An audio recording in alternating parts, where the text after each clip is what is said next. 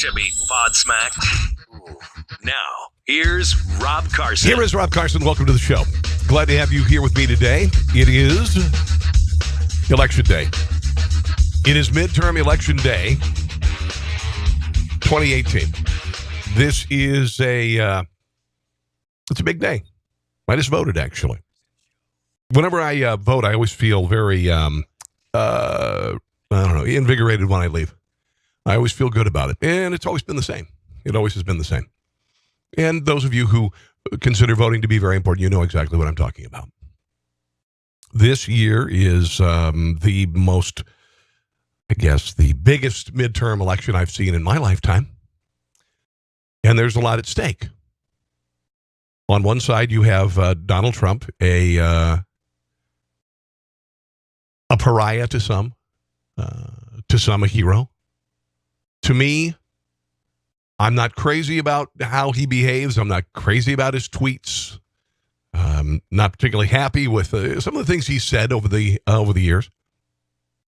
That said, I think he's being a hell of a president. I think he is being an awesome president. The economy is roaring. Fewer people on food stamps. Unemployment numbers at record lows. I'm going to get into a column I wrote for liberty1news.com in just a second to talk about the difference between the two sides in this election and what a victory for Democrats means. What a Democrat victory means. And I'm going to get into a big rally in Cape Girardeau, Missouri last night. Rush Limbaugh, the president, Sean Hannity, among others, were there. It was a big deal. The left have ramped up the rhetoric after saying that things need to calm down after the synagogue shootings in Pittsburgh that were committed by a rabid anti-Semite and Democrat. Here's the column, okay? And by the way, Spreely.com, this is the alternative to Facebook. I want to mention something real quick here. About 3-4 weeks ago, I was getting 50,000 views per episode of this show. And I'm grateful for those. Somebody thought it was entertaining. Somebody thought it was compelling. Somebody thought it was meaningful to them, and I am eternally grateful for that. 28 of the 30 sundry pages that carried this show and other shows associated with Liberty One TV, Facebook pages were deleted. They were erased.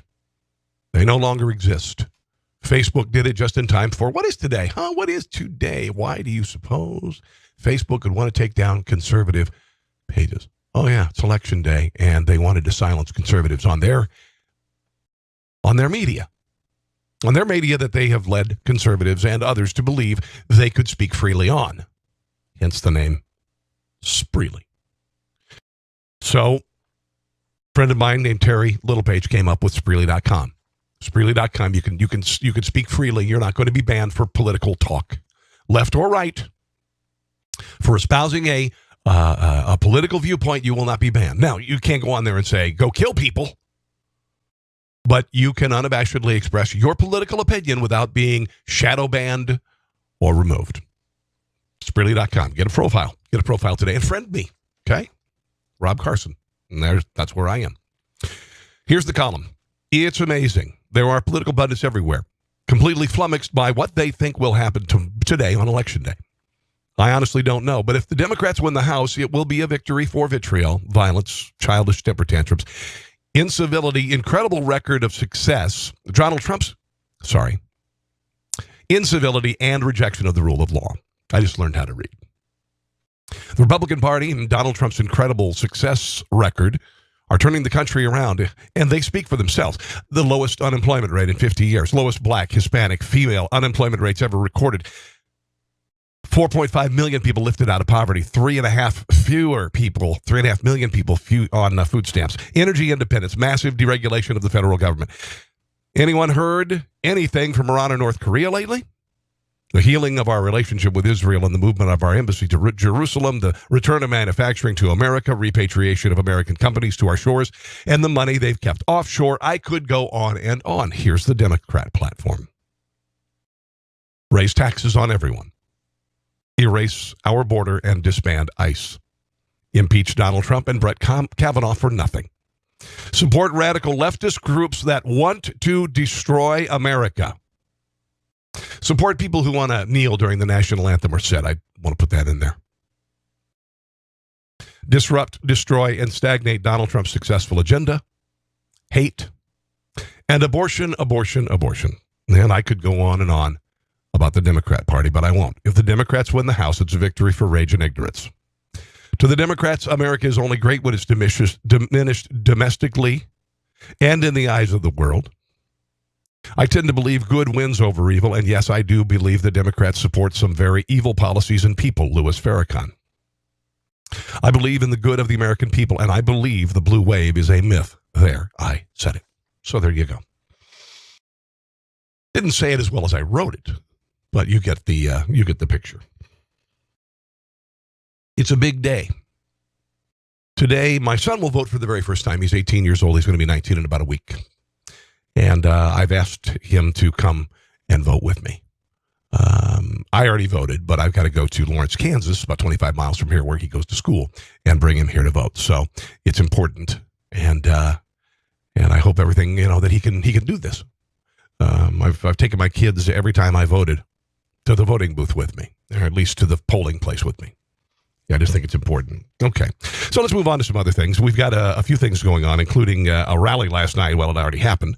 A rally last night where Donald Trump and Rush Limbaugh, let me see who else, Judge Jeanine Pirro was there, and I just find her so hot. That's beside the point.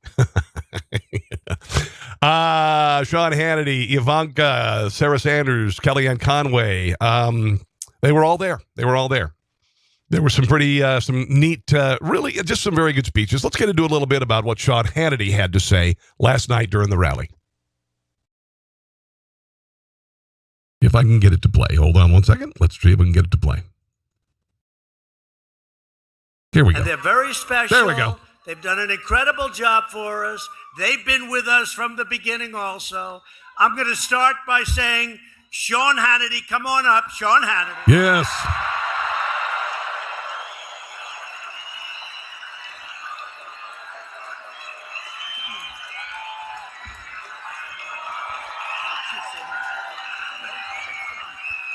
By the way, lots of news media organizations, for whatever reason, said that he was not going to appear last night. Well, they proved him wrong. By the way, all those people in the back are fake news. Oh, boy.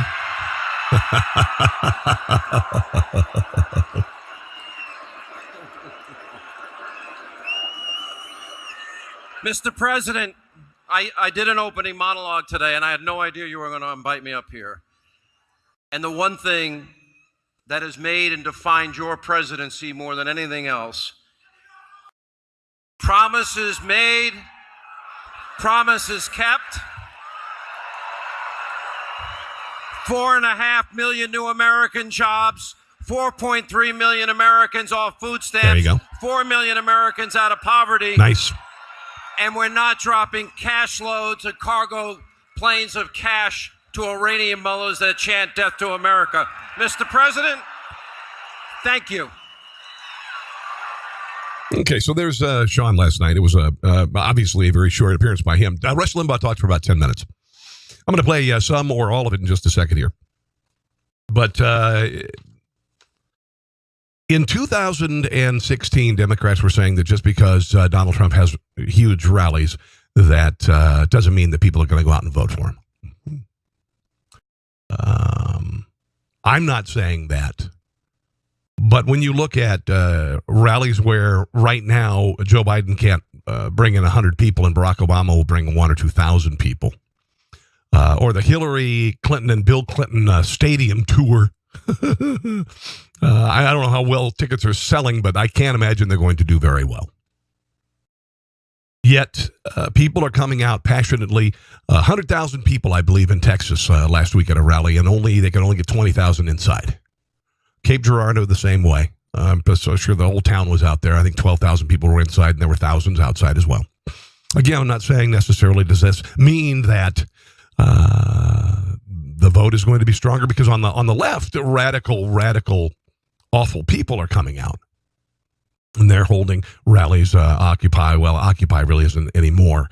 but there are Antifa rallies. There are people who show up, the leftists who show up outside of Trump rallies like they did during the election to disrupt and to say things. Last night in Cape Girardeau, there was a group of leftists outside. They were singing the national anthem inside, and they were saying, racist song, racist country. And then, so, yeah, there are leftists. They're out. They're passionate. I mean, they're dead wrong. And they're awful people. They burn flags. They support open borders.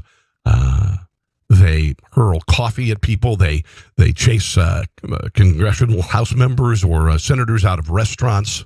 They commit acts of violence. I think I saw in Breitbart 640 acts of violence from the left. I don't have that printed out because it was so massive. So the left is passionate about what they do. They're passionate. They're driven, but they're driven by rage and hate and awful things. And I hope throughout history we've seen evil being defeated. Evil always pops up, but it's usually defeated. There are places in the world where it is still reigning. Okay, evil is still there. Eventually, it will fall. As I mentioned, if the House goes toward the Democrats, it is a victory for incivility. It is a victory for radicalism. It is a victory for open borders. It is a victory for abortion on demand. It is a victory for supporting radical groups like the Antifa and Black Lives Matter and Occupy and the Women's March and the pussy hats that they wore. There you go. Isn't that nice? Isn't that that is the face of the left? Okay, that is the face of the left. That is the face of the Democrat Party, and that is what you're voting for. Okay, that is what you are voting for. Last night at the rally, a woman had a diabetic incident, I guess, and the crowd sang "Amazing Grace." Ooh, that's radical. That is really radical, man. It's not exactly like rolling a burning dumpster into a Starbucks or setting fire to a police car or a limousine or burning down a city, which are all acts of the left. We sing "Amazing Grace" when a woman has a diabetic incident and they wreck things and they call names and they say things. Nancy Pelosi is absolutely convinced that the Democrats are going to take the House. I just hope and pray that she is wrong so we can rub it into her wrinkled, Botox-injected face. Here she is absolutely predicting victory for the Democrats in the House this year. Of the process. So with that, Meredith, did you want to open this up? We have time for a few questions. Speaker, I'm sorry, leader. Could I ask you, you seem to express I'm sorry, a great deal of leader. confidence. He called her speaker. Saying when you win. Are you 100% sure of victory tonight in your mind? Yes, I am. And Let's hear that again. Listen to this guy. He says she's the Speaker of the House, even though she is not. Can you wonder where he is politically? Here it is. Could I ask you, you seem to express a great deal of confidence. Hold on. For a few questions. Here we go. Speaker, I'm sorry, leader. Speaker. I'm sorry. That is fantastic. Could I ask you, you seem to express a great deal of confidence. Not Excuse me. Repeatedly saying when you win. Are you 100% sure of victory tonight in your mind? Yes, I am. And let me just say why. As I travel across the country, I listen to the VIPs, the volunteers in politics, all the people who are knocking on doors, making calls and the rest. And I say to them, every step you take, every door you knock, every call you Every cake you bake, every breath you take. make, every sign you plant, every postcard you send, all of that can make the I'll be watching you. difference. Because these are individual races will be close. And the outpouring of mobilization by various groups Of anger, of removing yard signs, of throwing things at people, as getting in their faces, if you will, all kicking them when they're down. working together springs from the quality of our candidates. They're inspired by our candidates, and that's why they're their hate. out to vote. And their hate of Donald Trump. Our candidates know their why. They know why they are running. They know what they care about and can speak to it. Tell me why they're running. Tell me what is important to the Democrat Party in this election. What is it? Impeaching Donald Trump. Is it making America better? Is it spurring the economy? Is it fixing things in this country? Is it fixing things? Because Democrats don't fix things. They don't. Because if things are fixed, then they're not needed anymore. If Chicago's fixed, then they don't need them anymore. If welfare's fixed, they don't need them anymore. If Social Security is fixed, they don't need them anymore. So it never gets fixed. Infrastructure never gets fixed. Nobody says, man, the roads and bridges in this country are in great shape. They don't want things to get fixed. They hate the fact that Donald Trump is fixing it while draining the swamp. That's what they hate. But they know how to communicate with their constituents as to... Tell me what you stand for. How to represent them authentically. And again, the quality of our candidates, and thank you for the tremendous recruitment. Now, some of these people self-recruited, but the path... Some of them were brought forward and paid for by George Soros and his sundry people. To victory is something that we've worked together on. So because of the quality of our candidates, which inspires a tremendous grassroots operation, and you heard the chairman's statistics. Like Keith Ellison. I feel confident that we will win. It's just a question of what the size of the victory is. Now, when people ask me, how is it a wave or a tsunami? I said, all of those are drops of water. These races are very close across the country. All of these are drops of water. Okay, just real quick, and here's the thing about the blue wave, and I don't like calling it a blue wave because socialism is red. The Democrat Party is red. I've always hated that. I don't like saying that we are red, that Republicans are red, because we are not. We are patriots. We love our country. The Democrat Party is red. So this blue wave that they predicted, just call it a Democrat wave. They started predicting a Democrat wave right after Donald Trump was elected president. Why? Because it gave them some sort of hope. It gave them something to motivate them, and the news media played along with it. Oh, yes, there is going to be a red wave or a blue wave. There's going to be a blue wave. The Democrats are going to sweep to victory. Nobody knew anything about a blue wave coming. Nobody knew anything about nothing portended a wave of Democrats being swept into the House and the Senate. Nothing did. The only thing it was wishful thinking on behalf of Democrats who never were able to accept that Donald Trump was elected president, and Hillary Clinton was not crowned, and her coronation was canceled, along with the fireworks barge.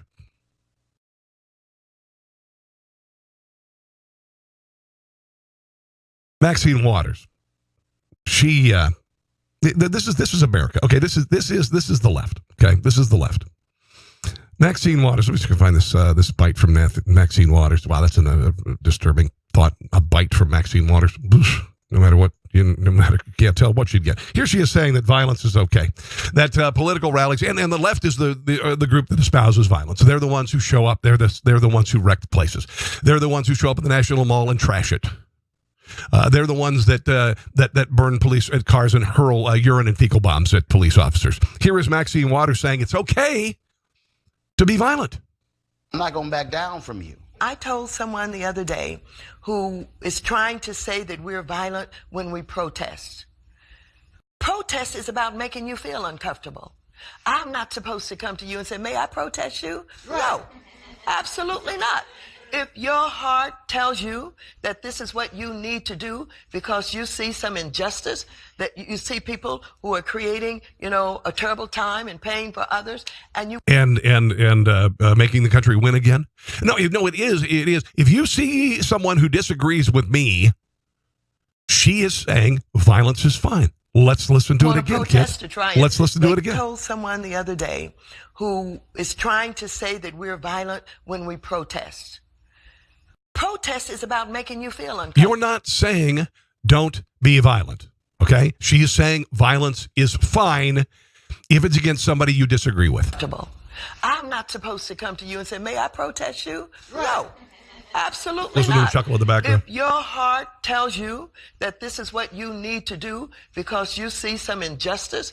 Yeah, that guy in Pittsburgh, his heart told him what he needed to do, and that was to go into a synagogue and shoot people. Right, Maxine? Right? You see people who are creating, a terrible time and pain for others, and you want to protest to try and make change, to try and make it right. Then speak what your heart is telling you to do. It is because of protests that we've been able to make America better. We're the patriots who say we believe in this country and we believe that it can be about justice and equality for everybody. Blah, blah, blah, blah, blah, blah, blah, blah, blah. Except for people who disagree with you. This is where it becomes mind-numbingly stupid. And we can't back up from that. Right. We can't allow anybody to intimidate us and call us violent and talk about somehow. If you're violent, you're violent. If you're violent, it's us calling you out for violence is not intimidating you. You're the intimidating ones. We are approaching the establishment in a terrible way. We can't allow them to take away our rights. You are the establishment. You are the establishment. Maxine Waters, you are the establishment. You're a very wealthy woman. You don't even live in the district that you represent.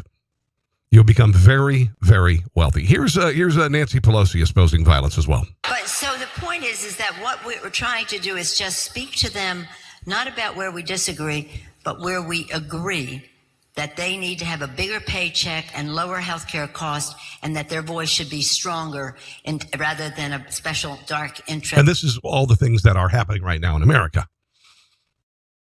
This is happening. Obamacare is going bye-bye. People are making more people are employed. They don't have to work 6 jobs. Money being spent more important. So that's how we would win. When we win, when we open our Congress, it will be transparent, just as it was. This is funny. When we were in the majority before, it would be transparent. Okay, I want you to think about this. The beginning of Barack Obama's presidency, he said he would put bills up on the web 72 hours in advance of them so people could read them. Okay. In December of 2010, a 2,600-page healthcare bill, Obamacare, was passed in the dead of night. I believe it was Christmas Eve, with no one being able to read it. She said, we have to pass it before we can find out what's in it. Now listen to this. So that the people can see how legislation affects their lives, not in the dark of nights, speed of yeah, you see what I mean? light to pass a tax bill that rips them off. Doing it. In the dark of nights, speed of light to pass a tax bill that rips them off. And lowers their taxes. But to have... I think that the results of the tax cuts are being seen right now. Legislation that meets their needs. It wasn't passed in the dead of night, but it was against the Democrats. Connects with them so that they see where the Republicans are, where the Democrats are on that, and to do so in a way that tries to have as much common ground as possible, bipartisanship. If bull crap, you never believed in bipartisanship. You certainly do not now. Possible, stand our ground like a rock, if not, and to try to unify the country. We are not. They're saying that they'll be civil when they take over the House. That's been said by her and Hillary Clinton. We will be civil when we are in power. We do not act the way they do. But you don't. No, you throw feces and fecal bombs and rocks and you roll dumpsters into storefronts. Think that when you're in the arena and somebody throws a punch, you better be able to take a punch and throw a punch. Yes! You ever seen a Democrat throw a punch? Yeah. What about the punches that Rand Paul got from his radical leftist neighbor? What about that? Well, when he was tackled off his riding lawnmower and beaten nearly to death by his neighbor. Some odd reason why I'm out of focus. Stop focus. Here we go. There we go. I'm back into focus.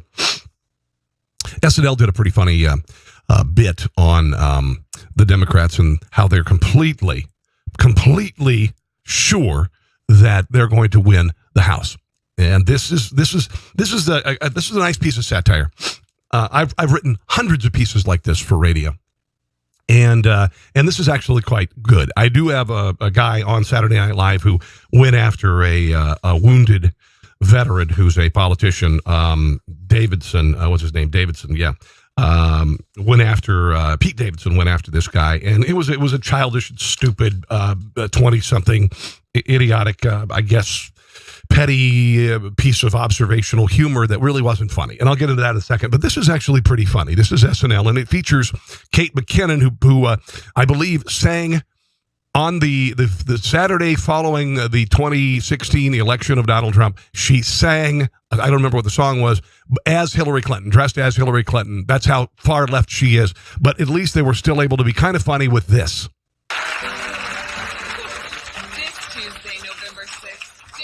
Bringing much needed change to America.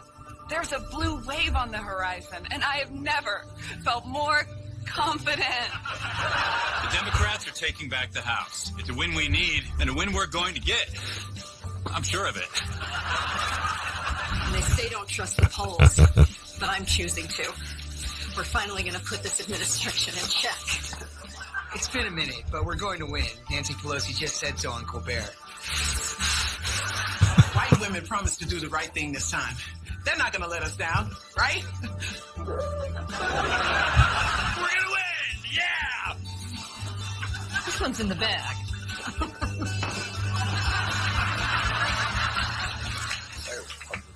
This one goes to the Democrats.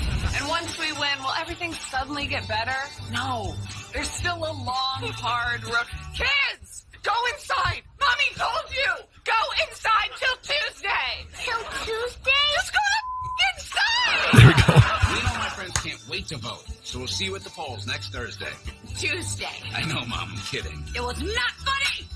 So be part of the victory. Get out there and vote. Promise me you're going to vote. I am. Feels pretty good. We're gonna win! Stay in there! We're gonna win! We got this.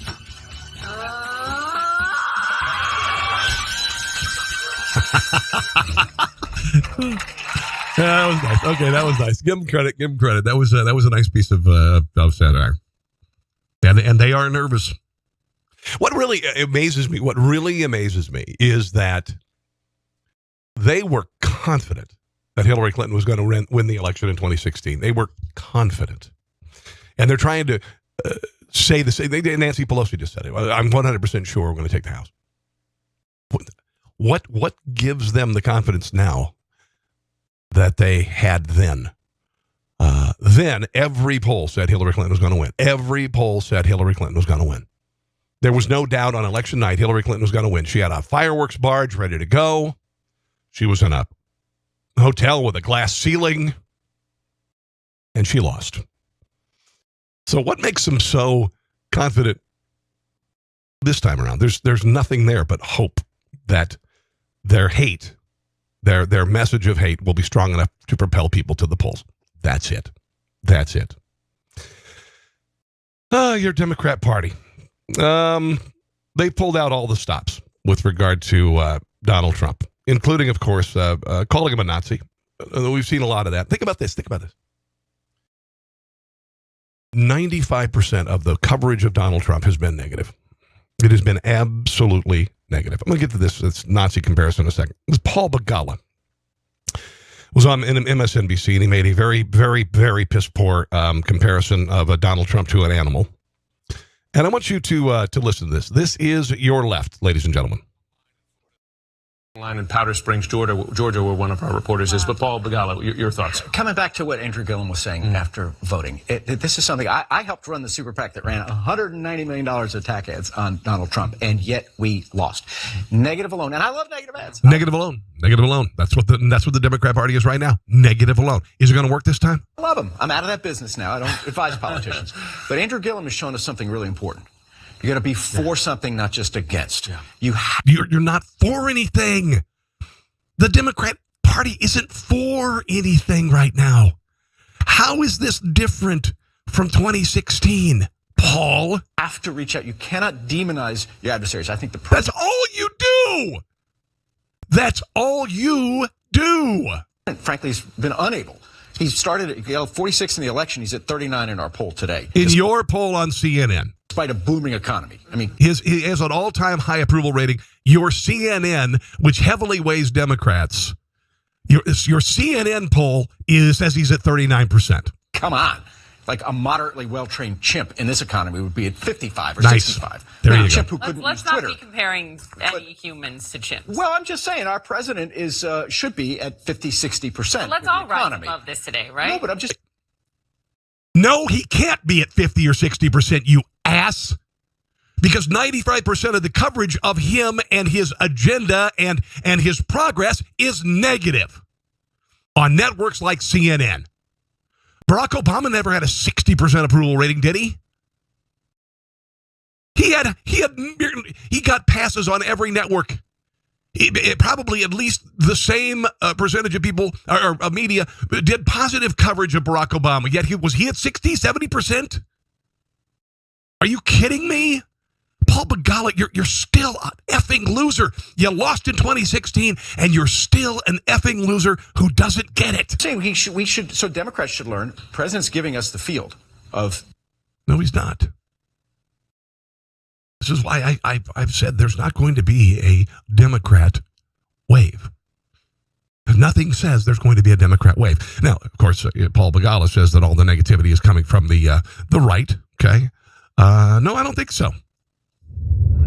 He goes to race. And what better way than to give this neo-Nazi propaganda? Do you think there's a chance the United States of 2017 ends up like Nazi Germany? Standing at the border like Nazis, going, you here, you here.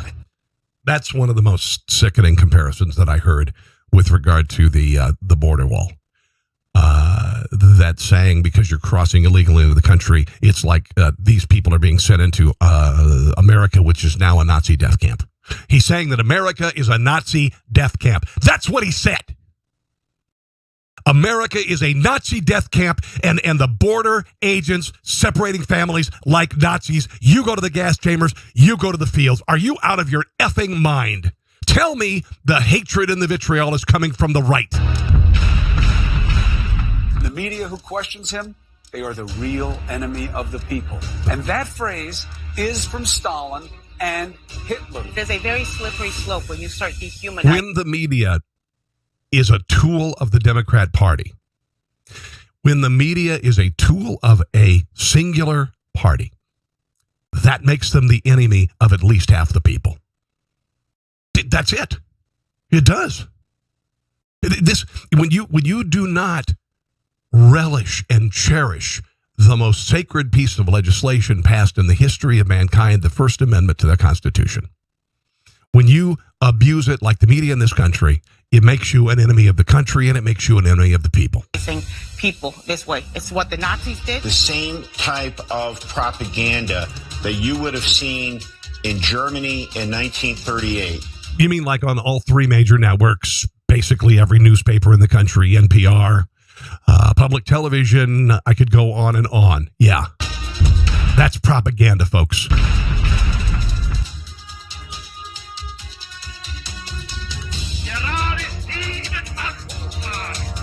If you want a slight check on this man Dumb as a box of rocks without the rocks.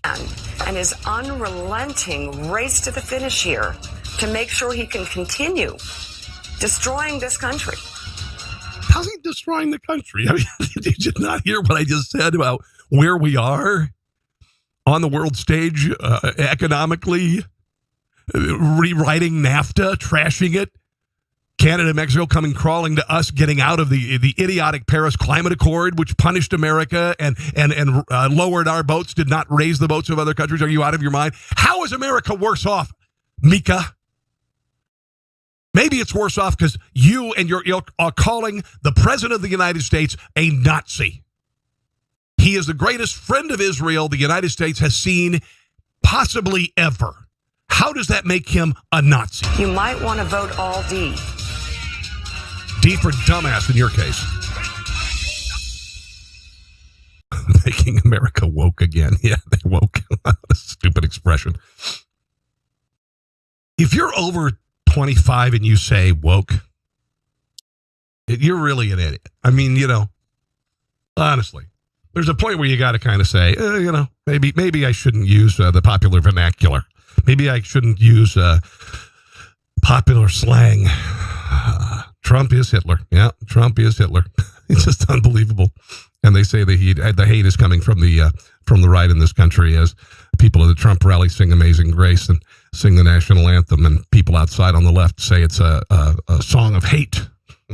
Just unbelievable. Unbelievable. Okay, I've got a little bit more from the left in this country. Oh, yeah. Now, we, of course, after the... I didn't get a chance to really comment a lot on this because I'm very busy at work. Haven't been able to do the podcast as much as I would like to, and I want to do more. And I'd like to monetize this. Okay? If you'd like to help me, you can go to Patreon, patreon.com, look up Rob Carson Show, and you could pledge a couple bucks a month. That'd be great. patreon.com. Just look up Rob Carson Show and just sign up and say, hey, man, Rob, we would like you to be able to do more of this and not spend 72 hours a week at that. That would be really helpful. But after the synagogue shootings in Pittsburgh, which the left blamed on Donald Trump, which makes no sense at all. It makes no sense at all. Because I just mentioned Donald Trump is the greatest friend of Israel in the history of the presidency. And Israel's been around, 70 years? So the greatest friend of Israel, he is moving our embassy to Jerusalem, the true capital of Israel. Presidents before, Bush, Obama, Clinton, have all said they were going to do that. Donald Trump said, I'm going to finally do it. Oh, yeah, Trump also is in bed with Vladimir Putin, even though Trump is building up our military and is drawing a line in the sand with Russia, with regard to Russia. And Russia's over there threatening to declare war on us or prepare for war with us, which is absurd on the face of it. It's absurd on the face of it. It's not going to happen. It's not going to happen. But he's in bed with Vladimir Putin. Now, Donald Trump, whose son-in-law is Jewish, who has worked with the Jewish business people in New York for decades, who is not an anti-Semite, has never said anything like Louis Farrakhan has said, or Al Sharpton has said, or Jesse Jackson has said about Jewish people. Never has. Friend to Israel, Barack Obama, there were times that Benjamin Netanyahu requested an audience with the president when he was in the country, and Barack Obama turned him down. So somehow the shootings in a Jewish synagogue from a man who was a Democrat activist, he was a Democrat activist, somehow this is Donald Trump's fault. Here's why this guy did it. Because Donald Trump is a friend of Israel. That is why. Not because Donald Trump's rhetoric drove him to do it. It's absurd on the face of it. Donald Trump has never said, get in somebody's face. Donald Trump has never said, kick somebody when they're down. Donald Trump has never said, punch somebody. He might have actually said that on the campaign trail. They had a debate. But that aside, every day we get an unrelenting feast of violence by the left. Maxine Waters says violence is okay, Maxine Waters says get in Trump cabinet members' faces, tell them they're not welcome here or anywhere, okay? But Donald Trump saying that the media is the enemy of the people. Donald Trump standing at a rally where they say CNN sucks. And CNN does suck. I mean, it sucks by all standards. It sucks. It's biased. Its ratings are terrible. It sucks. There's a point where you got to go, something really sucks, all right? For instance, lima beans. Lima beans, they by and large, they suck. Most people don't like lima beans, like CNN. Lima beans generally are, you have them as maybe a little in part of a dish, and you usually kind of, you push them aside. You don't go, I'm going for the lima beans first in that 3-bean casserole. Ho, ho, ho. Give me the lima beans. Hey, honey, give me your lima beans. No, people don't do that. I would assume the lima bean growers of the world Why are you doing it? Nobody really likes what you're growing. It's really not that good. They never have lima bean sales. They never have end caps in grocery stores with lima beans. I mean, you'll see, $3 for $1 cans of corn, peas, stuff like that. You will never see an end cap with $3 for $1 lima beans. And I would venture to say if you went to a grocery store and you went to the bean legume section or whatever, you'd be lucky to have one row of cans that are lima beans. And if you grab the first can, you got to blow the dust off of it. Wow, that was over here.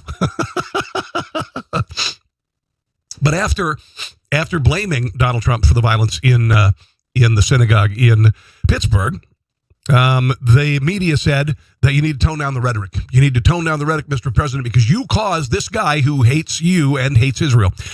You caused this guy to do this, so dial it down.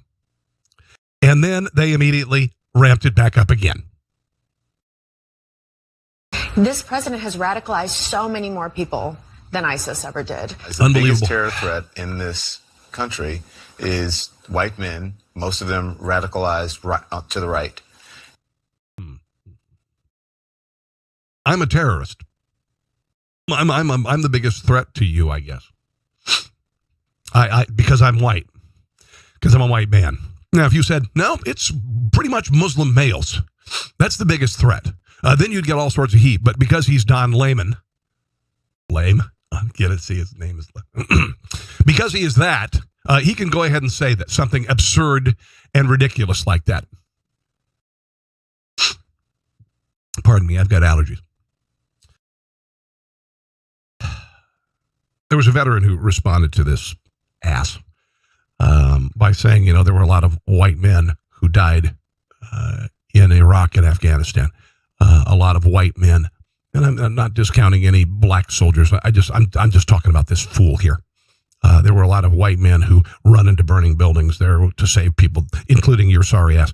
There are a lot of white men who've walked girders and built skyscrapers that the world has never seen. There are a lot of white men who worked in laboratories and saved lives. There are a lot of white doctors who save lives every single day. There are a lot of white people working in charities, white men. I think I've made my point.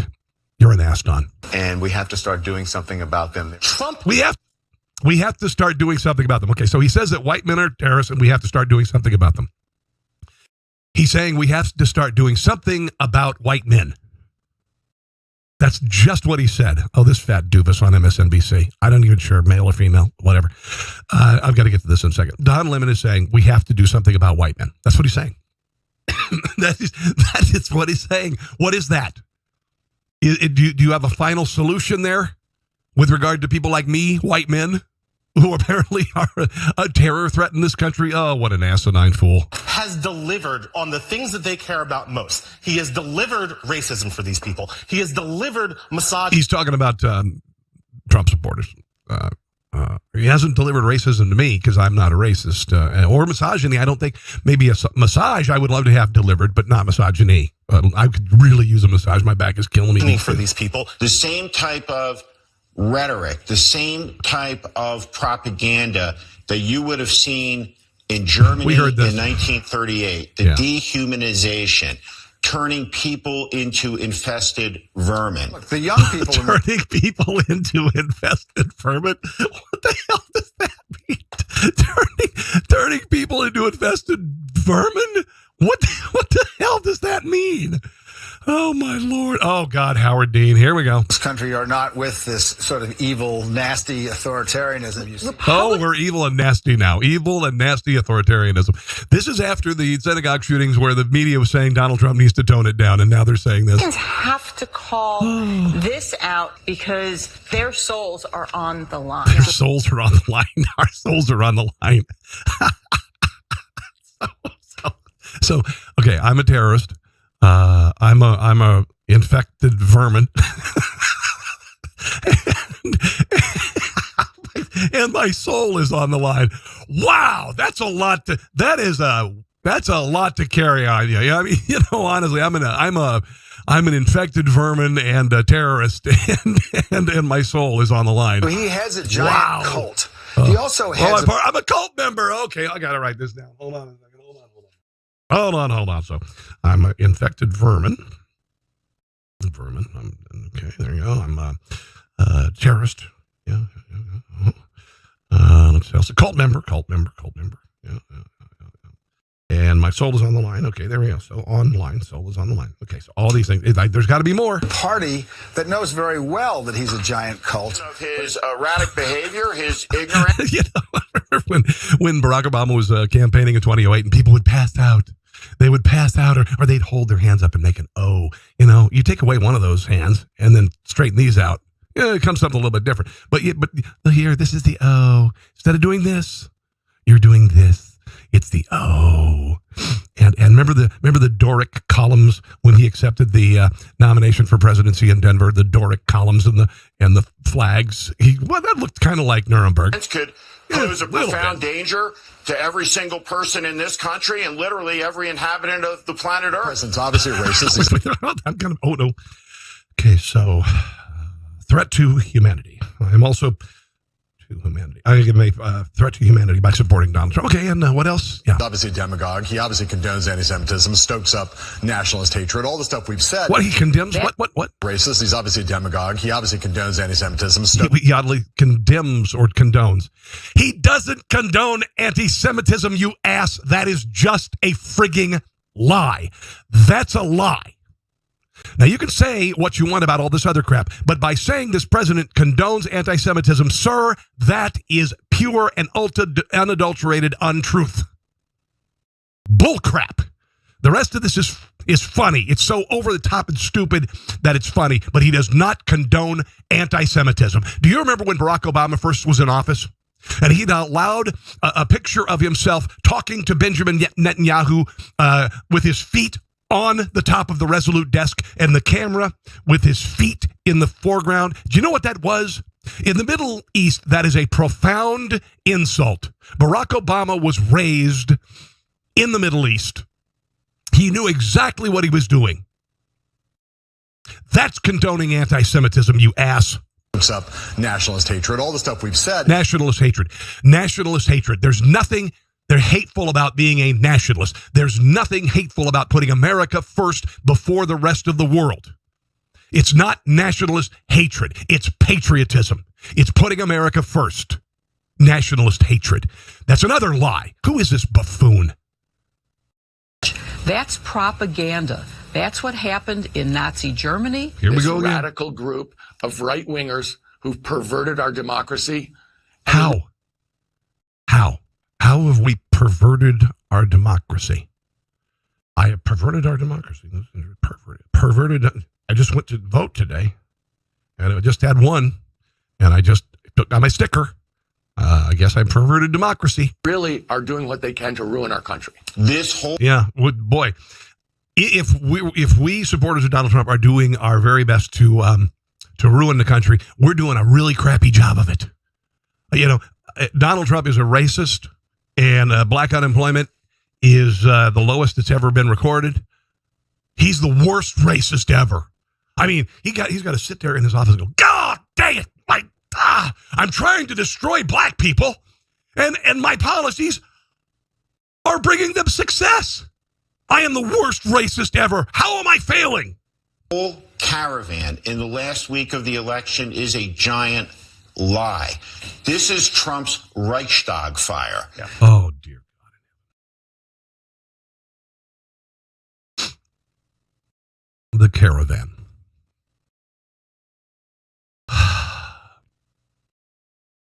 The Caravan is a funded organization. People in Guatemala and Nicaragua and all these, they didn't suddenly just decide to come here. Okay, this is not an organic movement. It's not an organic movement. They should have no expectation of being allowed to come into this country, cross the border, just because they think they can. Okay, there is no expectation that should happen. Okay, they have no right to demand entrance into the country. They have no right. They have no legal standing. They have no standing whatsoever. When you look at countries around the world, they should have no expectation that they will be allowed to enter here. And and they are not in any position to demand that they be allowed in. That's it. That's all. It's nothing racist. It's not because they're brown people. If it were happening from Canada and there were a caravan of thousands of people coming across Canada, they'd stop them at the border too. They'd stop them at the border. If it was a giant ship full of thousands of people or a caravan of ships coming from another country to get into America, no, you can't. So what we're going to do here is you're going to feed you whatever, and then you're going to get on your boat and you're going to go back. It's not because we hate brown people. You know, and that's really truly one of the most sickening things of all, is that we have always been a kind and benevolent country. We have made our mistakes. Dear God, slavery is a stain on the United States, and it's a stain on thousands or hundreds and hundreds of regimes and countries over the centuries. But we are a melting pot still. We are a melting pot still. We, when I work, and I've been working at a car dealership, and I sold cars on Saturday. I sold 3 cars, and all 3 of my customers were Hispanic. I thought that was pretty cool. It didn't matter. Money's money. Buy a car, I don't care. I sold people too. I sold people. Yeah, I sell people. I'm a slave trader. No. I sold cars to people from Nepal. I've sold people cars. Why do I keep saying that? I've sold cars to people from China, people from Guam. Don't care. They all live here. They all live here. That's a cool thing. Indian people, they all live here in this country. Yeah. This racist, awful country that's such a terrible place to live because of Donald Trump, and people still want to come here. Why is that? Why is that? I heard Rush Limbaugh talking about this today. Why aren't Democrats forming massive caravans to leave this country and go to Guatemala? Or go to Cuba, or go to wherever, or go to Mexico? Why are there not massive caravans? Because things suck so badly in the United States. God, you people are just absolutely insufferable. Absolutely. Look, evil lurks in the hearts of men, and it does. And what Trump has tapped into is evil. We're evil. Did I write that down earlier? Infected vermin, terrorist, soul is at risk, cult member, threat to humanity, perverted democracy, and now, wow. See if this reign lasts for 30 days. There he is. Or 2 years. Or 1,000-year Reich. What 1,000-year Reich. Yeah, Donald Trump's 1,000-year Reich.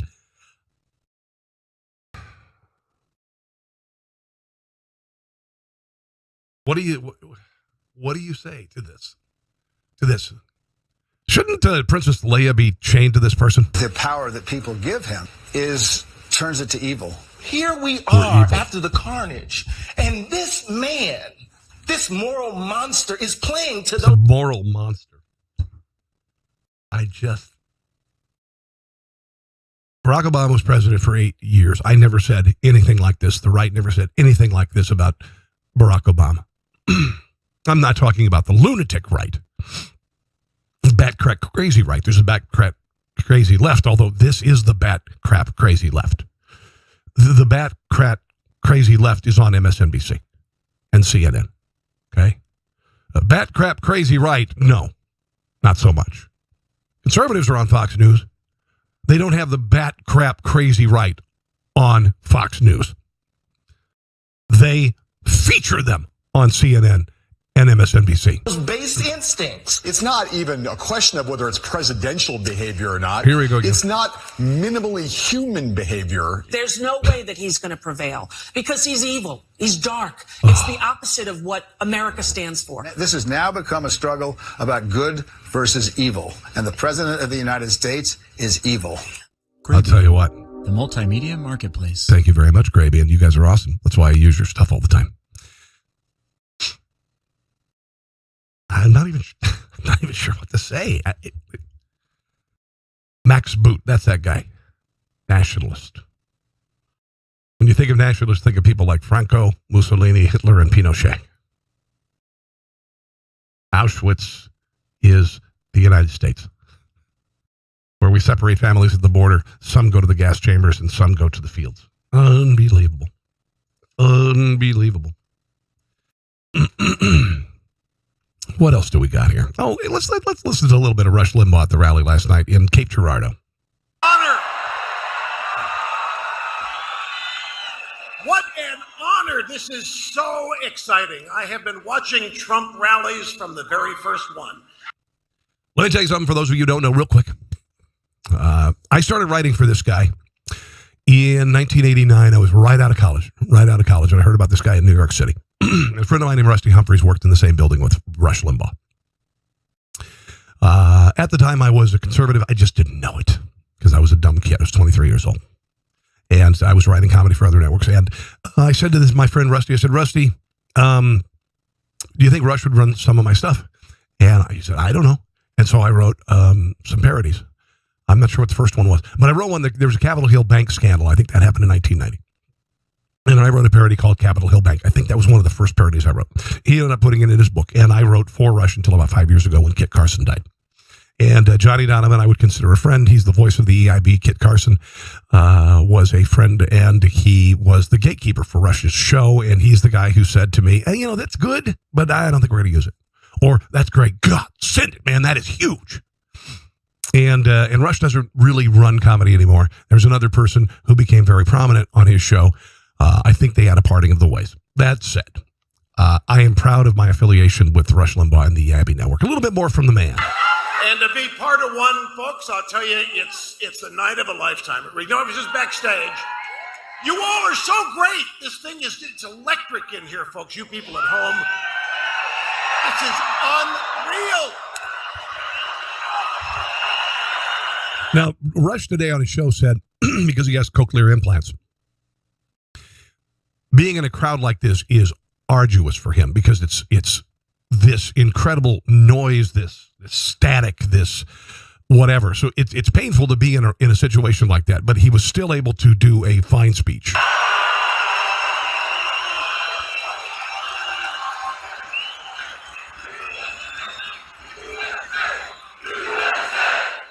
Oh, those are those Nazi nationalists. Ooh, this is nationalism. You know what? I am so hoping that in a few short minutes you start chanting something else. Maybe you'll go. CNN sucks.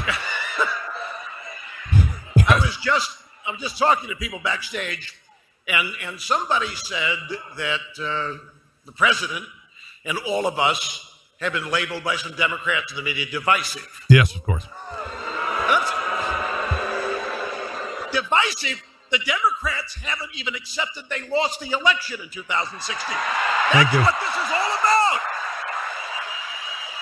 It's serious stuff. All of this. I mean, for crying out loud, folks, you look at what happened the last 2 years. For 2 years ago, year and a half, every day, every newspaper, New York Times, Washington Post, anonymous intelligence sources, confirming that Trump colluded with Putin to steal the election. There's no evidence for it. That's what I said. Zilch, zero, nada. It didn't happen. It was made up. Hillary Clinton colluded with Russia. Hillary Clinton rigged an election. And the media played along.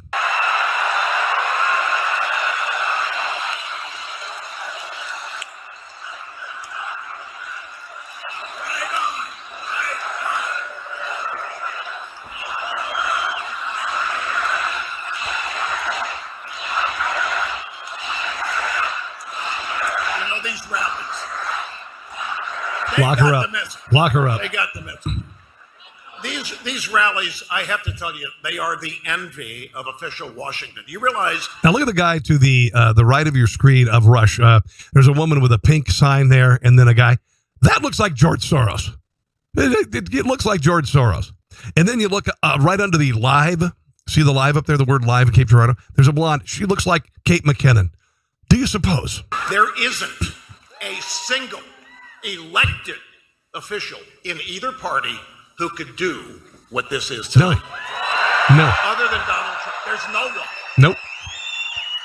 No one. And they're jealous. They are envious. This isn't supposed to happen. Thank you. You people are supposed to love them, not Trump. So guess what? They want to get in on it.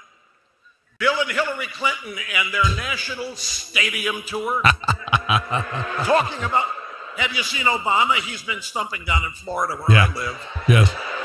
He's drawing crowds of 1,000 people, 2,000 people. Yeah. Joe Biden can't fill a phone booth because he's looking for somebody to punch out. Yes. This is incredible.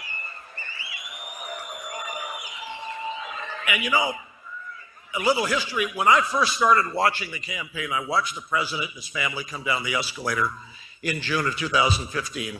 And I heard his opening remarks and I said, there's no way. And then I saw the first polls. And then I saw the first one of these. Yeah. And I said, he's going to win because he has a connection. There is no other politician with a connection to voters like this. It's a great point. Nobody has it. Great point. And Washington can't stand it. Nope. I'm not kidding. The establishment cannot stand it at all. Yep. All right, let's flash forward to the end on this because it's about 10 minutes long and I don't want to run it all. Come on, Rush. Let's hear a little bit more, buddy. The man simply doesn't get tired. He doesn't wear out. Nope, he doesn't. For those of you, no, there's somebody from Rio Linda here. Indefatigable doesn't get tired. Just keeps going. Rio Linda.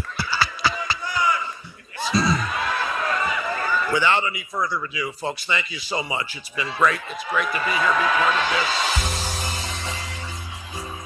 Raise the roof, because here he comes, the President of the United States, Donald J. Trump. Nice. Really cool. Really cool. Meanwhile, on the left, this kind of stuff is happening. This is a young woman, 19-year-old dumbass, Shelby Shoop, following the synagogue shootings in Pittsburgh. She's at Florida State, and there were some campus Republicans. The campus Republicans can't just have a booth. They can't just have a table. They can't just hand out flyers. They've got to be harassed. That's just the way it is. And this is the left once again. Last night, you've got, God Bless the USA. We've got people singing Amazing Grace when a woman is having a diabetic coma or heading that way. People are singing the national anthem while the left is outside saying it's a racist song and we're a racist country. And this is Shelby Shoop, a leftist on the campus of Florida State University. Supporting Nazis. Do you understand that? Communism? Yeah, I am. Way more people do. Pour your coffee on me. Basically, this little piece of shit, and we'll start it again, pardon for the language. She's saying that the Republicans are supporting Nazis, and then they ask, you're a communist. Communists killed far more people than the Nazis, but you're a communist. Nazis. Do you understand that? Communism? Yeah, I am. Way more people do. Pour your coffee on me. You, I will. Than Nazis? F you, I will. But do you understand that fascism is here? What is wrong Y'all understand that Nazis are What's wrong with you, woman? A Nazi was What just is elected wrong in with Brazil. you? You're pouring coffee on strangers. You have to ask yourself, what the hell is wrong with you? Nazis are shooting my people. Nazis are shooting her people. Nazis are shooting my people. No, they're not actually. A Democrat activist shot your people. I don't give a damn. Nazis are socialists. Nazis are not. Yes, they are. Socialism and communism killed 100 million people last century. National Socialism. National Socialist is actually the name of it. Well, and she's losing the argument. She throws her coffee. She throws her temper tantrum. That's why she did that. She lost the argument. That's what the left does. You're losing the argument. Racist. You're losing the argument. Nazi. You're losing the argument. Misogynist. You're losing the argument. What are the other things I was called today as a Trump supporter? Hold on, I got it here. So much paper. Okay. Losing the argument. Infected vermin. You're losing the argument. Terrorists. You're losing the argument. Cult member. Losing the argument. Threat to civilization. Losing the argument. Perverter of democracy. The National Socialists. socialist. Oh my God, as if I don't know this. When she starts mocking you, that's when there's no argument. That's when there's argument left. Thank you. Bravo. Why do y'all always focus on the socialist part of that instead of the nationalist part of that? Why don't you realize that there were KPD, Communist Party, Socialist Party in the German parliament at the same time? Idiots. Oh, here's where she goes after the signs. In fact, I can because I have class to go to, but I hope y'all realize that you are normalizing. And I am up talking now because I'm really stupid, and I literally, seriously, went through puberty just like 5-6 years ago. Enabling Nazis. And you can film me. I don't give a shit. Listen here. Yeah. 11 of my people are dead this weekend. 2 black people are dead in Kentucky. Yeah. These are nationalist murderers.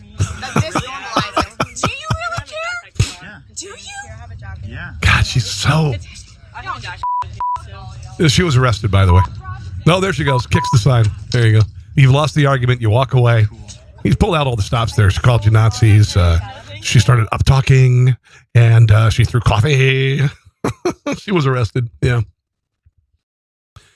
Hunter Pollock, who's a campus Republican, said that Shoup doesn't know what Nazis are. His sister Meadow died in the Parkland shooting. Thought you should know that. You should know that. SNL's Pete Davidson does just a stupid segment called First Impressions. And it's, when you are young and you don't understand as somebody who writes comedy, and I made some mistakes. Writing comedy in my life. I did. I did some insensitive things. There was a song I did about Frank Sinatra when he was passing. And it was kind of a parody. It was stupid. It was just dumb. I was in my 20s. There were some other songs that I did that, parodies I did that were very insensitive. And I'm not talking about politically incorrect, just insensitive because sometimes you don't think things through. And this guy did that, but it's a national audience. I never did anything insensitive on Limbaugh on his national show. But, it happens when you don't think things through because you don't have the life experience to guide you. That said, he decided to make fun of a first impression of a soldier, GOP candidate Dan Crenshaw, who lost his eye in Afghanistan. I've got a piece from his name, Piers Morgan, and he said, he basically called this kid out. Here's the segment that is just insensitive and awful, and is kind of a metaphor for spoiled, entitled millennials. So the midterm elections are obviously a huge deal, and after I had to move back in with my mom, I started paying attention. Okay, there you go. All right, that's funny. Millennial. She's loving it. And I realized there are some really gross people running for office this year. So here are my first impressions. This guy's fun. Rick Scott from Florida. He looks like someone tried to whittle Bruce Willis out of a penis. First impressions. That's the first impressions. By looking at that man, he looks like you whittled Bruce Willis out of a penis. Not really. Not funny. Just not.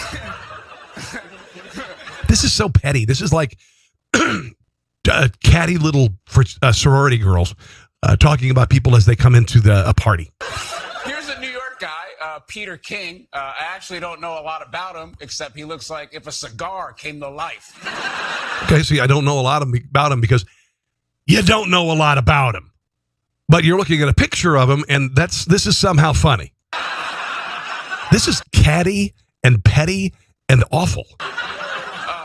This guy's kind of cool. Dan Crenshaw. Oh, come on, man. Yo, hold on. You may be surprised to hear he's a congressional candidate from Texas and not a hitman in a porno movie. Listen, now this is where it gets really bad, because this is where this spoiled, entitled, probably Ivy Leaguer, and so many like him don't realize the sacrifice that some people have made for this country and for idiots like this to be able to say things like this. I'm sorry, I know he lost his eye in war or whatever. That's funny. Whatever. right. I know he lost his eye in war or whatever. Okay, let's just think about this. Pete, he had an IED go off, and it blew his eyeball out.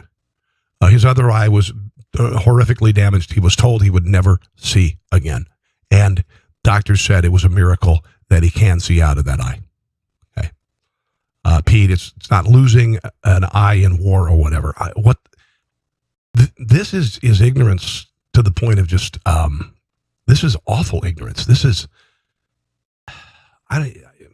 again, I get a loss for words, like earlier when I was called all these things and you were called all these things because you support Donald Trump, who's a Nazi. Well, here's a Democrat, so I look fair. Give me that, like, Cuomo guy. There he is. All right. Yeah, Cuomo. He looks like a guy that's sleeping with your mom but stays overnight and eats breakfast with you in his boxers. Okay, again, first impressions, it's stupid. It's just stupid. Piers Morgan, he said, Pete Davidson is a repulsive pipsqueak whose biggest claim to fame is having sex with a pop star. But aren't there any grown-ups in NBC who think insulting an American war hero is totally unacceptable? Apparently not. Ariana Grande is who he apparently got it on with. He lost his eye in war or whatever. I just this person has never had to be brave. This person has never had to sacrifice his life or be severely wounded. Here's what happened. He was seriously wounded when he was hit by an IED. He was in Helmand Province, Afghanistan, 2012. That's what happened.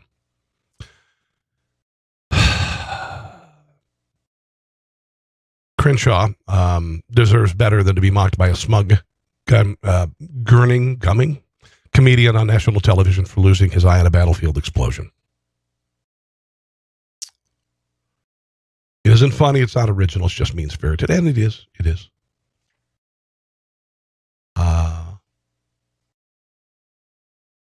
It's just, but he's never had to sacrifice anything. He's never had to go to boot camp. He's never had to be dropped from an airplane, parachuted in with a gun to have to go after terrorists. He's never flown in a combat helicopter into a compound to kill a terrorist.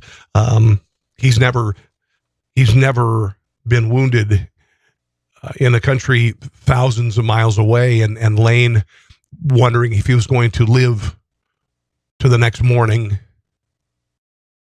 He never has had his best friend killed in front of him.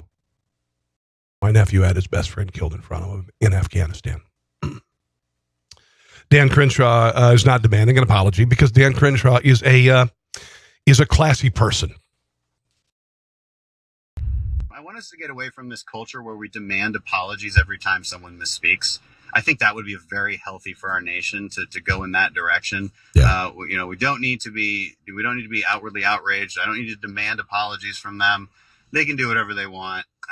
It's they're feeling the heat from around the country right now. They should. That's fine. But I would like him and Saturday Night Live to recognize something, which is that veterans across the country probably don't feel as though their wounds they received in battle should be the subject of a bad punchline for a bad joke. And, of course. And here's the real atrocity of all this. It wasn't even funny, right? No. It was not original. It was not funny. It was just mean-spirited. Yeah. And that's how I feel about it. Classy. Thank you, TMZ. Thank you, TMZ. Occasionally you do something right. You occasionally do something right. Let's move on to some other stuff, shall we? There's plenty to get to, including Louis Farrakhan. Hey. And him chanting death to America. Pamela Anderson saying she is a feminist, but she thinks feminism has really messed up men.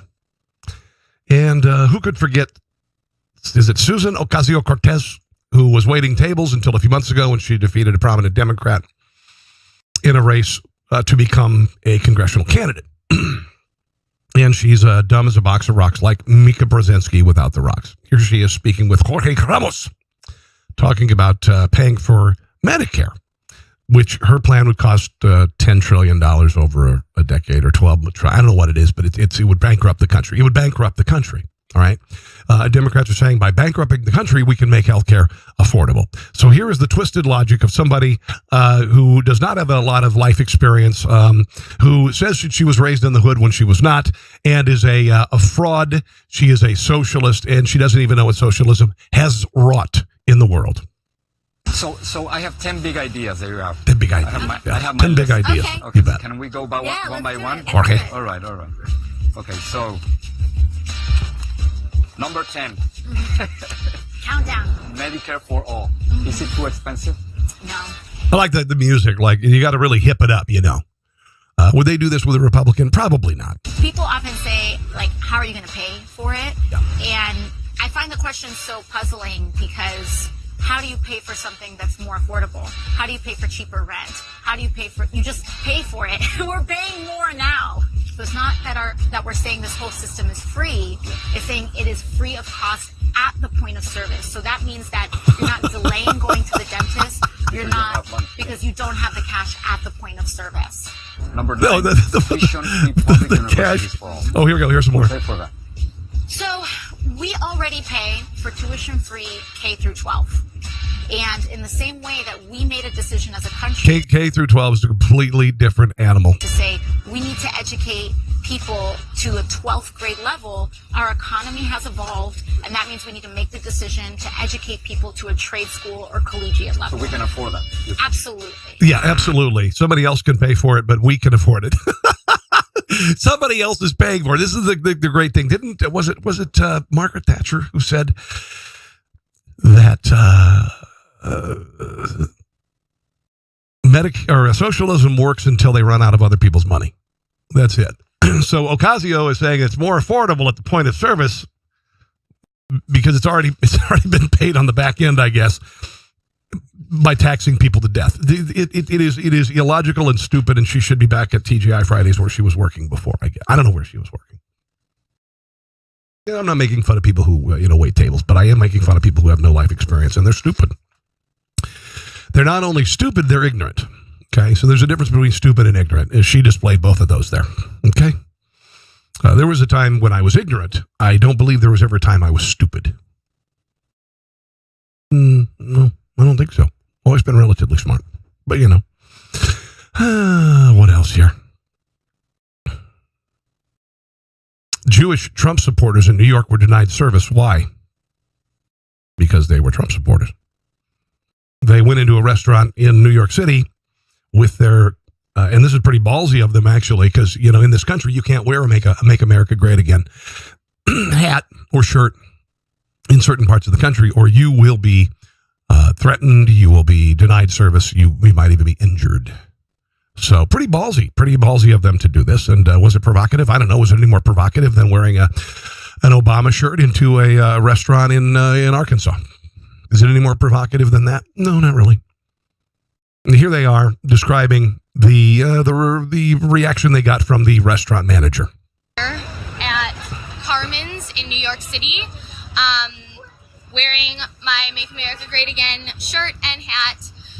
We originally walked inside and asked for a table for 2, and he said that the wait was 2 hours because of our hats. Then when we walked in, as you can see from the video... No, they're Jewish, so it could have been because they're Jewish, and it could have been because they're women, and they're, the guy thought they were lesbians. How about that? Right? Is that what would happen if these were leftists and they went into a restaurant and were denied service? It would be because they're Jewish and because they are obviously lesbians. He completely avoided us, but he had a table prior to for just a random incomer. So we got turned down as 2 Jewish women. 2 Jewish women just got turned out down of a restaurant in New York. So you weren't kicked out because you were Jewish. I don't like that. I get the Trump supporter thing, but not because you're Jewish. Not in New York. Thank you for that. Yeah, there are too many patrons in New York who are Jews. You would be foolish to be an anti-Semite own a restaurant. Although I'm sure there are some, but so that they're throwing in the Jewish thing, that doesn't make any sense. It purely was about politics. It was about politics. That happens all the time. Louis Farrakhan referred to the United States as the great Satan during a Tehran University speech. Now, this is a man who appeared on stage at Aretha Franklin's funeral with Bill Clinton, other prominent Democrats, was supported by Keith Ellison had his close ties with Louis Farrakhan at one point, but this is Louis Farrakhan in Iran reacting to Donald Trump and tearing up the Iran deal and enforcing sanctions against a terrorist state. I'm coming to you from the United States of America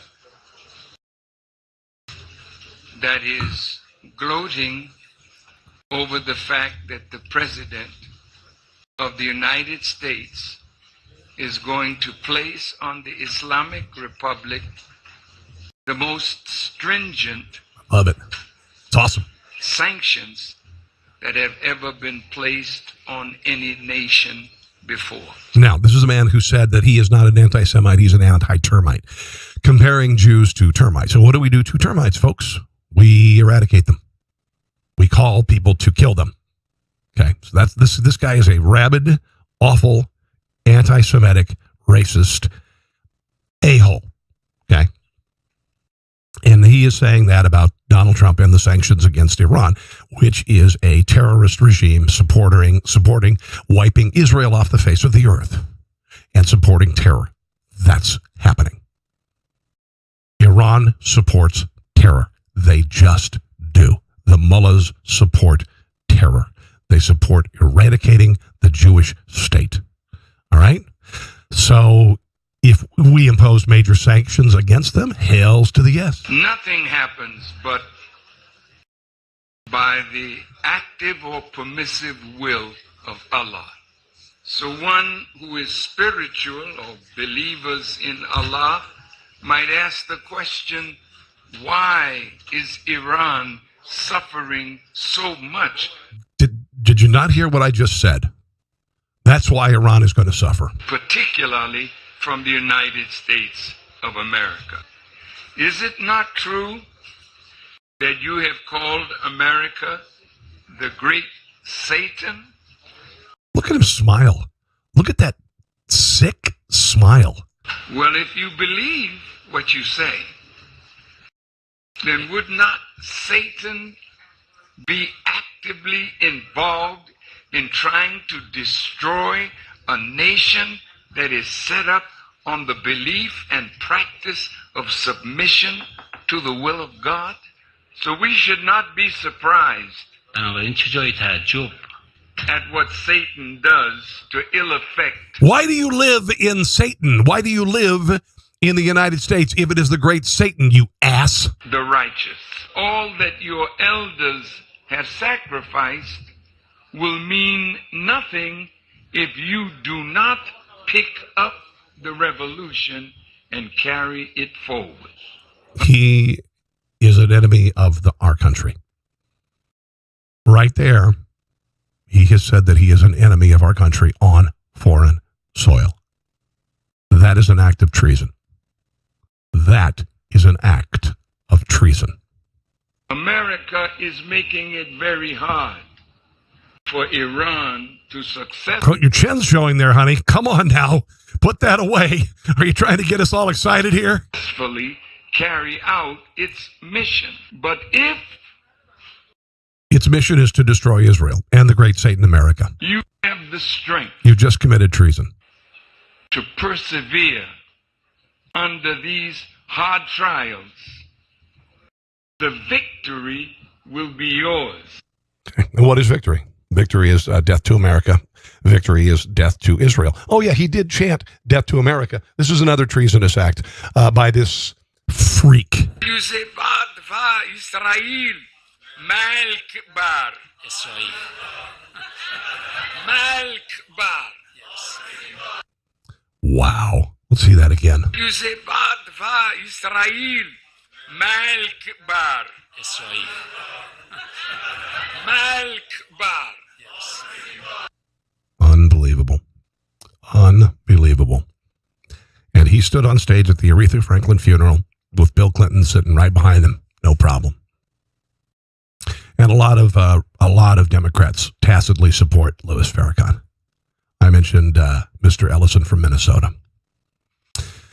Haven't heard a lot lately from him because he's being accused of abuse by two women. Kind of throw a wrench into that run for Attorney General of the state. Donald Trump was, well, it's not Trump.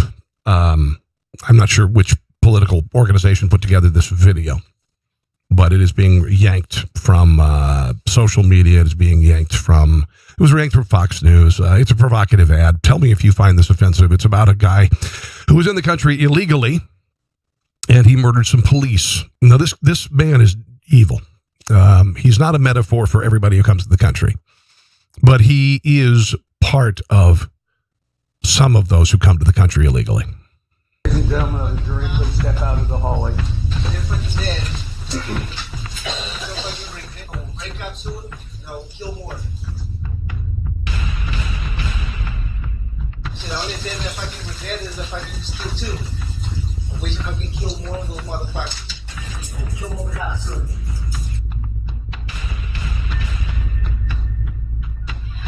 We support him staying.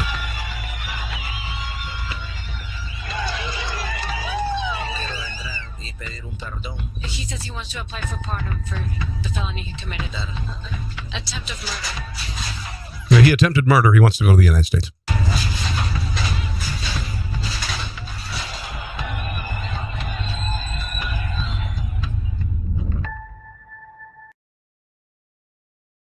Okay, there you go. Provocative? Oh, yeah, very provocative. But if we had an immigration policy that worked, he probably would have not come to the country. That's the message that was meant to be said.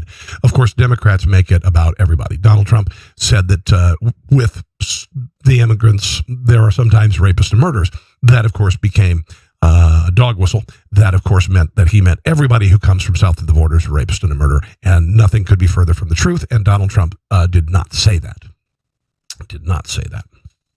Man, there's a lot of stuff. This is a long show today.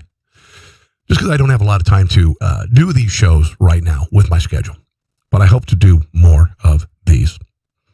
Oh, this is kind of interesting. Pamela Anderson. We had the Me Too movement, and she has done some porn. I've never seen any of it. And she has been in Playboy and all this stuff. And she's a sex symbol. She is. She had a 60-minute segment Sunday night. And she talked about the feminist movement in the country. And the feminist movement in the country, did it do more harm than good? Some good, certainly. Yes. Real feminist movement was back the suffragettes, man. That was real feminist movement. This feminist movement was more about being able to have sex with anybody you want, feel just like men do.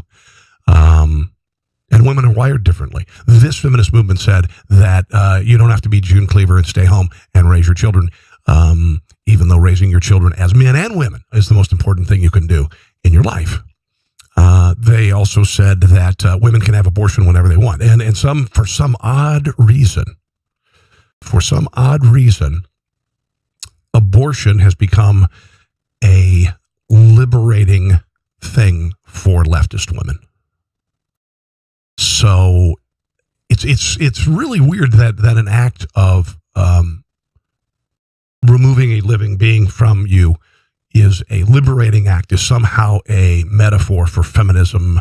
You know what I'm saying? It's really been kind of perverted to think that way, because I know this may come as a surprise to you, but you were a fetus too.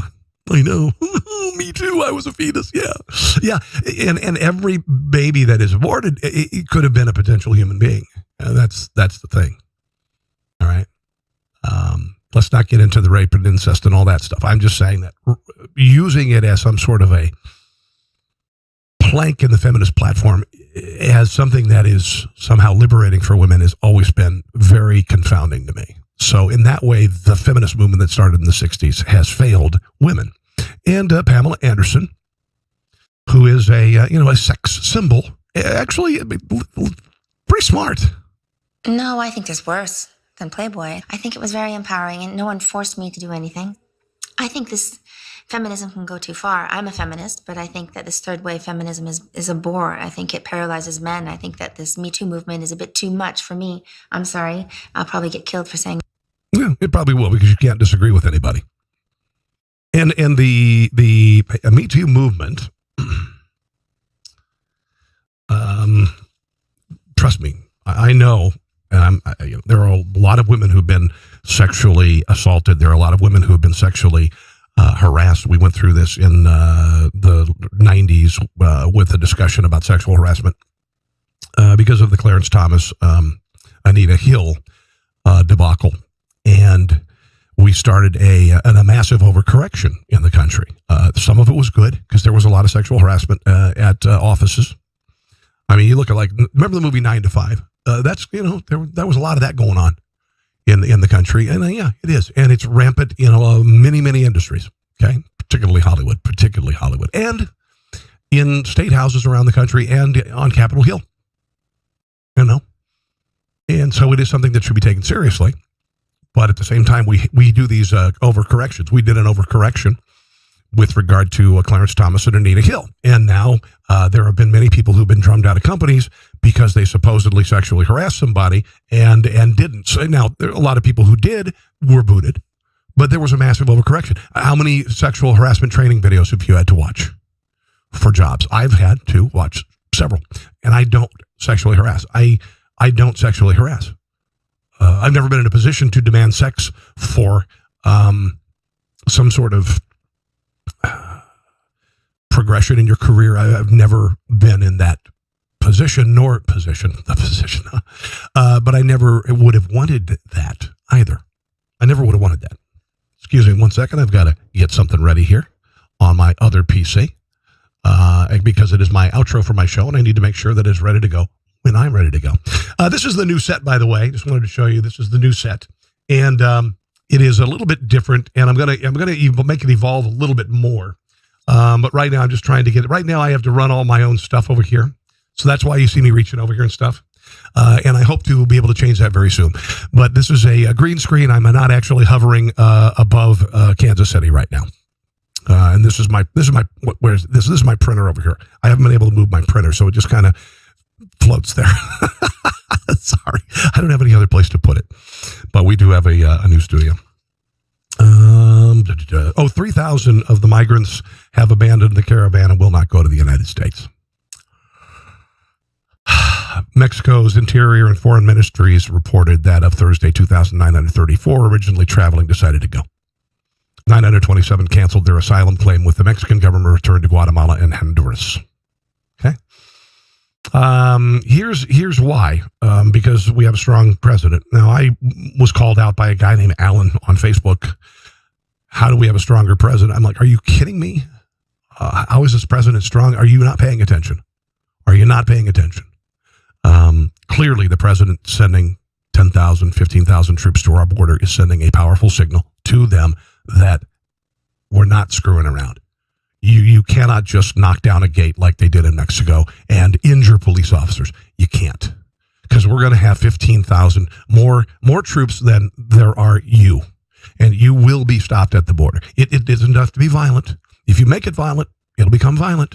Okay, but this is just meant to say, hey, you are not in the position to demand anything, and you cannot wholesale just enter a country. That is called an invasion. That is called an invasion. Whether it's one person or whether it's several thousand people, that is an invasion. And it affects the sovereignty of the country and the people of that country.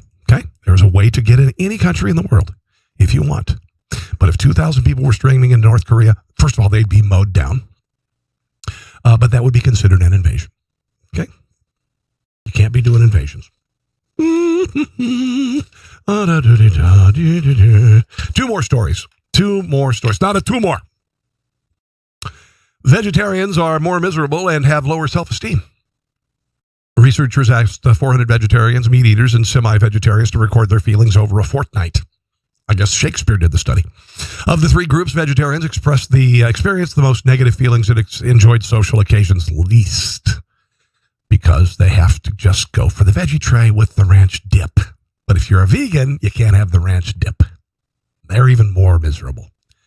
I have a line of shirts on teepublic.com, teepublic.com. Look for conservatives. One of them says, veganism is an eating disorder. And it is. It's an eating disorder. Veganism, unless it's ordered by a doctor to save your life, is an eating disorder. You're not supposed to be a vegan. You're supposed to be omnivorous. So's your dog. Did you know that? Your dog is omnivorous. When your dog eats grass, or it's not because they're sick. It's because they like eating grass. They go, this is salad. This is pretty good stuff. You know, my dogs like bananas and apples and carrots occasionally. And corn. They love corn. It's not because they're sick. We're omnivorous. That's the way we are meant to be. We need meat protein, you know. Animals need meat protein. You could never have a lion be a vegan. The lion, if had a vegan diet, would die. So that's why the vegans look very unhealthy and are very unhappy people. Lead author of John Neslek from the University of Social Sciences and Humanities in Poland said sometimes unwittingly and sometimes inevitably, vegetarians may be excluded from social events or made to feel odd or different because of their vegetarians. No, not really. Such things tend to happen for members of social minorities. Okay, they're vegetarians are minorities. Over time, such experiences can take their toll on a person's well-being. We believe the study is important because it is the first to show that defining oneself as a vegetarian has implications for the quality of a person's life. No, it doesn't, actually. I've had vegetarians in my household, left and right. I don't care. My sister is a vegetarian. She won't even eat fish. My sister is a vegetarian. And I don't, it doesn't make me not want to hang out with her. If you're a vegan, I've got a problem with that. If you come to my house, I had a couple of vegans stay overnight. I was doing a favor for a friend, and I went to Trader Joe's and I got a bunch of vegan stuff. I said, where's the vegan stuff? So I got a bunch of vegan stuff, and I brought home $60 worth of groceries for one day. Vegan stuff. And I put it on the counter, and I went upstairs, and I'm looking, as I go upstairs, they're looking at the labels to make sure that these are vegan. Because a lot of times vegetarians and vegans, they politicize food. They politicize food. And they make it part of their leftist movement. Meat is murder, okay? Meat is murder. I never say carrots are murder. Never have said carrots are murder. Nope. Celery, not murder. Definitely not murder. Lettuce, no, not murder. No, sir, no, sir, no, sir. Meat's murder, though. You're murdering somebody when you eat meat. Here's a little video I'm going to leave you with. It's an epic struggle by a baby bear to climb a wall of snow with his mother, and I just thought it was cute. And when you look at it, it's almost toddler-esque. This little bear. Here's this little bear. This is in Russia. I'm going to share the video because I think it's kind of cool. Kind of gone viral. Here's mom and bear. There's no music on this. Just mom and bear, baby bear. And they're going out here and they're going to climb this rocky, snowy embankment. And mom obviously has a little more experience on the planet. See, she knows. And look, baby bear is kind of mimicking mom. Looking around going, holy crap. Okay, all right, I can do this. I'm going up. I'm going up like mom. Oh no, I'm going down. Oh boy. Oh geez. Okay, all right. I'm back. I am back. And mom, I'm down here. Just in case there's a bird flying over. Okay, I'm coming. Here I come. Mom, Junior, stop messing around. Climb up the hill here. Come on. No. Okay. Anyway, I just think it's very cute because the bear acts looks very toddler-esque on the side of this hill. Let's go forward to the end of this epic struggle by a baby bear on a mountain. It's cute. The bear went over the mountain. Bear went over the mountain. Remember that? The bear went over the mountain to see what he could see. Thanks for the help, Mom. Yeah, thanks a lot, Mom. Can we go now? Gosh, I've got to go to Target now. Hello. There they go. I thought that was real sweet. Real sweet. I don't know what they're paying cash for. That just popped up. All right. Well, wow, this is a pretty epic show, I thought. I hope you enjoyed it. If you get a chance to go to patreon.com and pledge to Rob Carson, the Rob Carson Show, that would be great. Become a member of Spreely, okay? Get an account on Spreely and friend me. I do post on Spreely all the time, and wean yourself off of Facebook and Twitter. Because they hurt people who express opinions that are different than theirs. Literally. They destroy careers. They destroy the opportunity to make money. All that other stuff. So I will tell you, we will see what happens in the election tonight. I will be commenting about it at some point, probably tomorrow. I'm going to a gathering tonight of like-minded folks, including a Republican running for state house in Kansas named Willie Dove. I just sold him a car. And he's an African-American Republican, which is a rare thing in most places. He's a fascinating cat. and I'm going to have him on the podcast very soon. I'm not sure if Kevin Yoder is going to be there or Chris Kobach, hopefully the new governor, and, of course, representative from the state of Kansas. Bless you. God bless you. Go out and vote, and I'll see you again soon.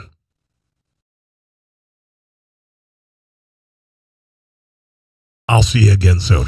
Thanks for listening to The Rob Carson Show. Friend him on Facebook at Carson Show, on Twitter at Rob Carson, and on Instagram, I think Facebook and Twitter are enough for now.